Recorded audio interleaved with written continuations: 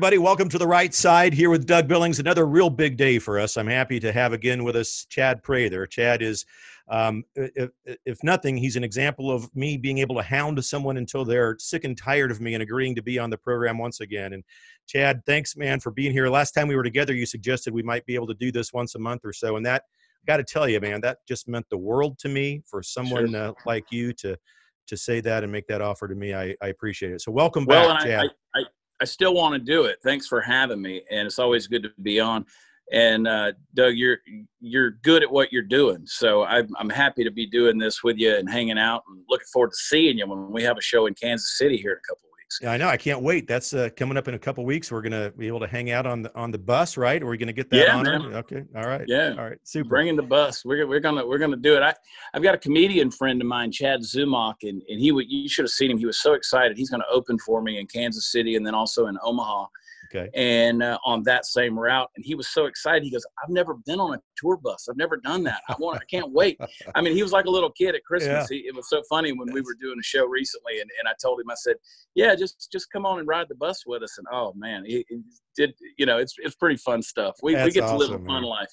I bet you do. It sounds like a lot of fun. The gypsy lifestyle sounds a lot of fun. Yeah, it is. Yeah, it really is. Gosh, the last time we spoke, you had just come back from that magnificent, awesome Mount Rushmore 4th of July celebration with the president.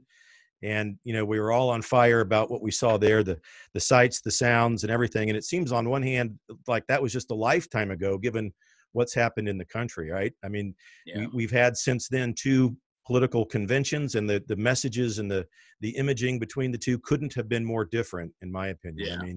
Yeah. I mean, on the one hand, you got the Democrats who their message was so dark. There was just anti-American exceptionalism, not one mention or condemnation of the violence and the anarchy going on in the country. And just no specific plan meant juxtaposed against the Republicans who, and again, I'm on Trump's side. I'm part of that team. But for me, it doesn't take, you don't have to be political to notice the difference, the pride in America that the Republicans put forward, the inclusion of African Americans, those speeches that, all of the speeches, just were fantastic, especially the common folk speeches and so forth that were given. Don't you think that was just a drastic difference between what we saw in those conventions? Well, if you watch the Democratic National Convention, it looked like a high school kid or a middle schooler got a hold of Final Cut Pro and was editing things. It was really a bad look. I mean, everything they did. And I don't understand how a group of people who have the media, have production, have Hollywood on their side can't create better optics than what they do. It's really it's interesting to see how that played out, because it looked so bad. It sounded so bad. It was, as you said, dark. It was so depressing. The RNC, on the other hand, was able to take a virtual event and make something exciting about it. They were at least had a commonality when it came to the backdrop, and the backdrop was obviously American flags and patriotic. And they did include great speeches, from Vernon Jones to Herschel Walker. That's a broad spectrum of thought. I've known both of those men for a long, long time. And Vernon, being a Democratic congressman from Georgia, I knew him back when he was dyed in the wool deep blue, and he was still my friend and a fair, honest thinker. And I was so happy to see that the Trump campaign was able to pull voices like that out. What it's gotten into, and I've recently read a book that's coming out. It's called Outrage, Inc., and I have no merit to gain from this. I have nothing to gain. Derek Hunter wrote this book, but he talks about the business of outrage these days, and how it's everything from celebrities to science and the mobs in the street and all of these things, and how people are making money off of these things. And so when you see the darkness of the DNC and you saw their tonality and the way they conveyed their message, you can see a little bit of how they want to maintain an outrage culture, because there is something to be said in it. It's kind of like that squeaky wheel getting the grease. Mm-hmm. That's why I keep contending that no matter what happens, Doug, after this election, no matter who wins, this outrage is going to continue. The stuff we're seeing in the streets, it's going to get worse. The complaining about police officers is going to get worse. This anti-patriotic movement, this anti-American movement that's out there, it's only going to get worse. And we saw that our only hope in this situation, and Glenn Beck has a special coming out about how, how 2020 is a make or break year for America as we know it. And it really is. A lot is riding on this November 3rd election. I couldn't agree, more with you. I don't even call them Democrats. And for me, it's the new Democratic Socialist Party. They've completely yielded to the socialism aspect of it. I don't think they're an American political party anymore, Chad. How can they be? All they want to do is burn, gut, and disembowel the republic. I mean, that's what literally they want to burn it down. I can't imagine mainstream American common folk thinkers lining up and saying, God, I got to vote for that. For people who, and look, we saw the Freudian faux pas of Joe Biden referring to the administration as the Harris-Biden administration. Yes. We heard Kamala Harris come out and refer to it as the Harris administration.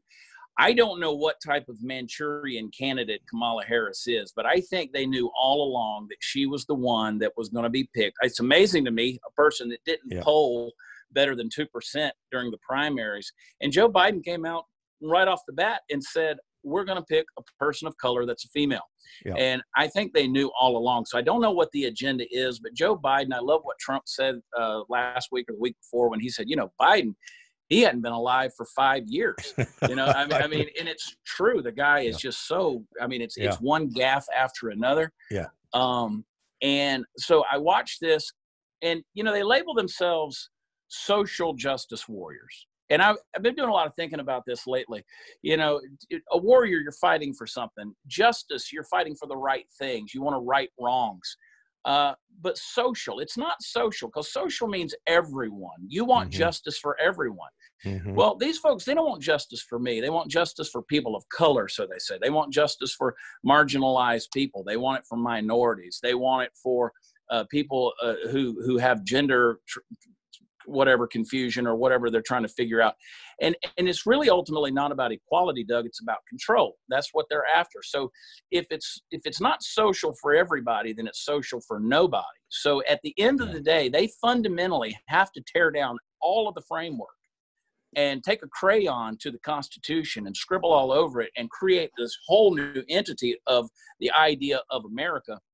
And it's scary when you think about the prospects of what could come, because these are anarchists. These are people who they don't have a sense of justice. These are anarchists. If they had a sense of justice, you saw the 2 police officers that were shot execution style in an assassination attempt by the thug, that walked up to the police car. And you have NBA celebrities and athletes like LeBron James who come out and perpetuate this type of activity with their rhetoric. So this is anarchy at this point in time. This is a complete teardown of what justice means in America. And if we allow that to continue to grow, we're in trouble. I agree. When I had said long ago before Biden was chosen as the candidate, I said I don't think Biden's going to be the guy, and I made a big deal about putting this on my show, saying Biden's not going to be the nominee. Mark my words. Then he gets the nomination.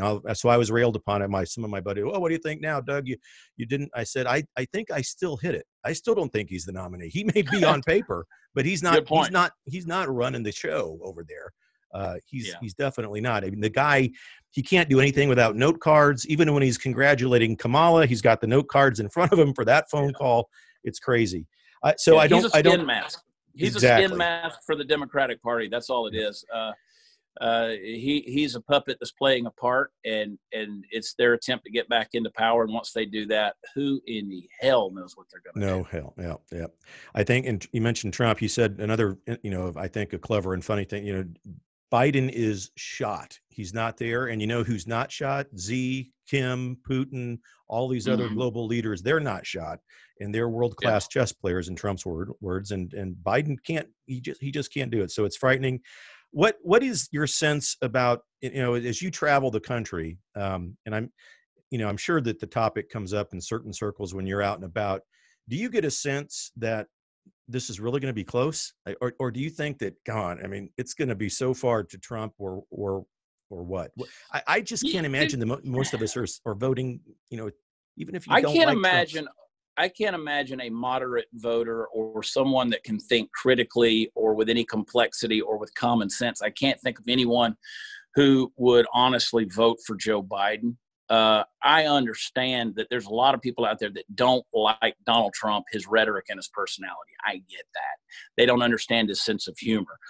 Yeah. But the idea that you would vote for a guy like Joe Biden, who can't form a complete sentence and put the words in the right order, him going in and negotiating, let's say, this peace deal with Bibi Netanyahu and the president of Bahrain and the United Arab Emirates, this peace deal that was just brokered by Donald Trump, it would be absolutely impossible for a guy like Joe Biden to go in and do something like that. I don't even see him initiating something of that nature. So how close is it going to be? Well, it better be a blowout.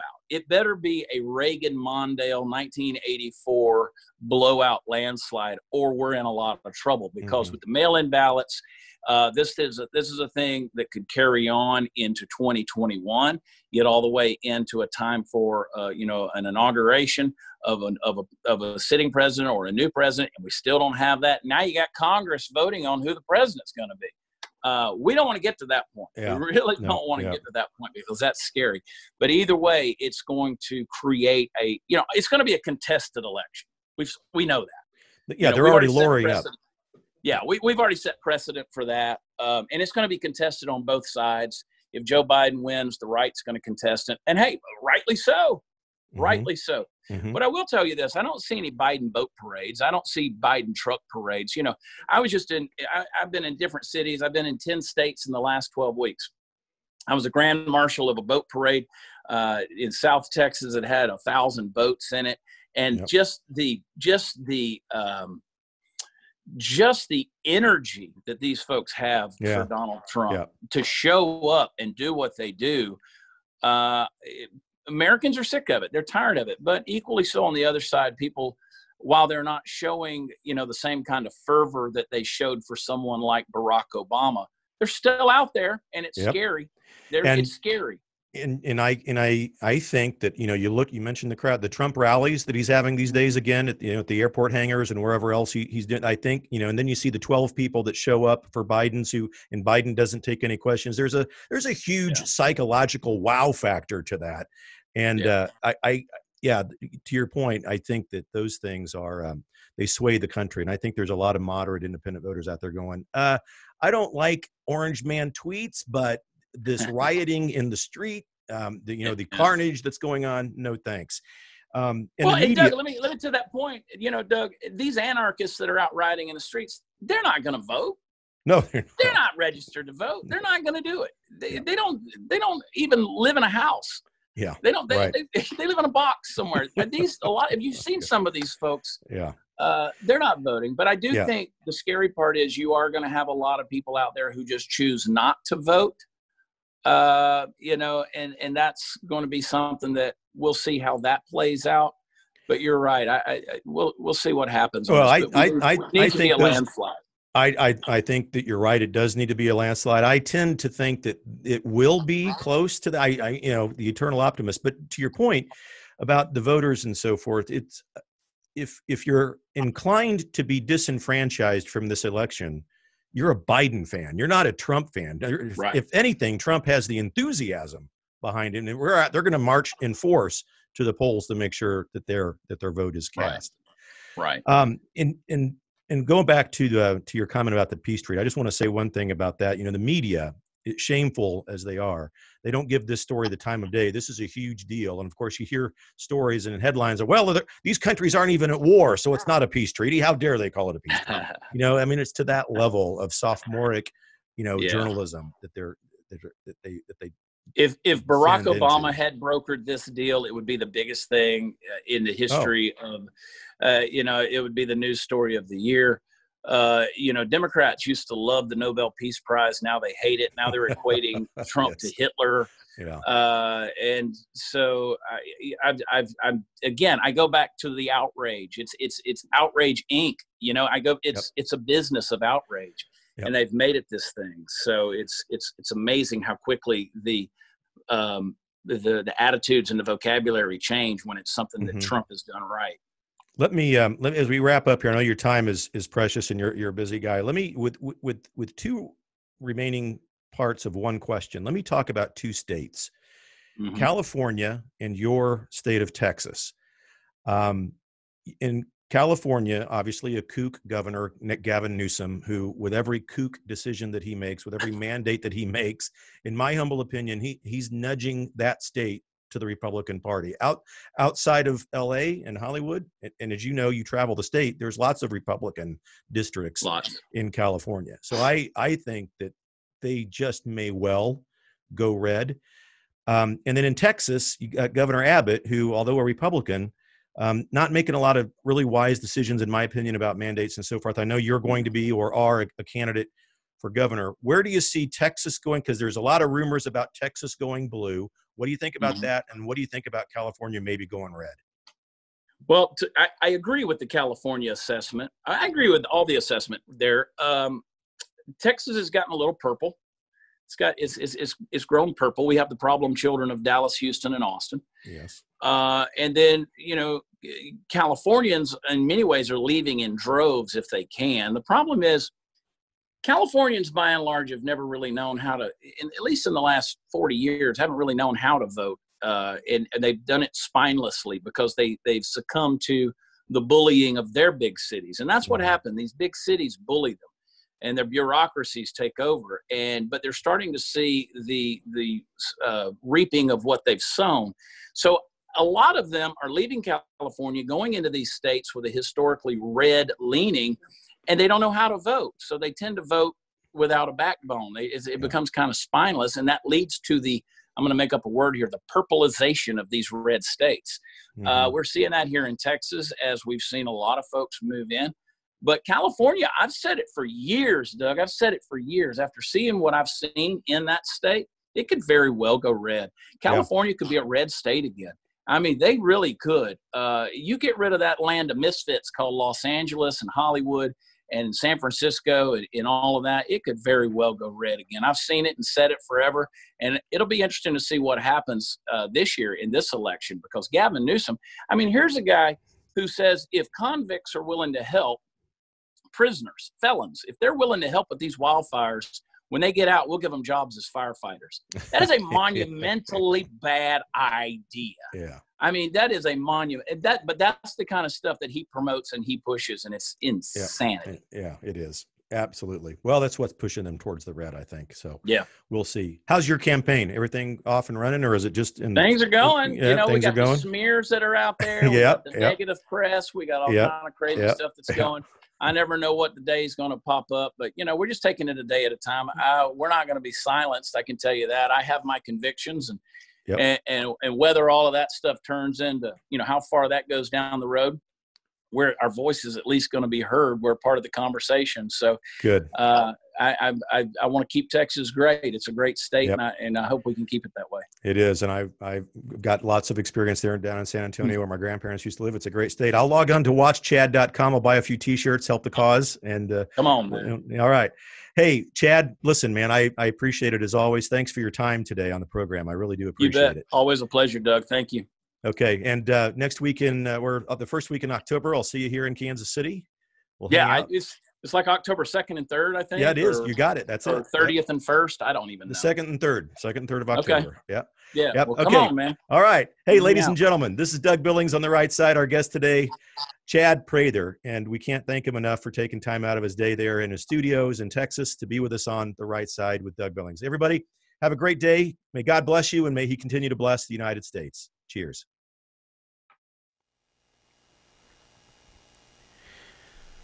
Ladies and gentlemen, hi, Doug Billings here on the right side. It's not every day that we here at the program get to meet someone who rubs elbows with American heroes. But we've done just that, and he's become a friend of the program, and we're grateful for it. The Commander's Artist, otherwise known on Twitter as The Real Mad Dog 58. Make sure you look him up and give him a follow on Twitter at The Real Mad Dog 58. And more importantly, perhaps, look him up on the web, www.thecommandersartist.com. He's the personal artist of General Mike Flynn. Personal friend of the General's is a personal friend of mine, ladies and gentlemen, and I'm flattered that he's become a friend of the right side. You can check out his artwork just over my right shoulder, the right side logo that we use at the beginning and end of every program. There's one of me up there in my Revolutionary War garb, protecting the Republic from intellectual liberal immaturity, and one of Donald Trump up there as well. We love it. My chosen leader. TheCommandersArtist.com and The Real Mad Dog 58 on Twitter. Mad Dog, Commander's Artist, thank you, brother. Thank you for your friendship, for all you've done for the show. Cheers.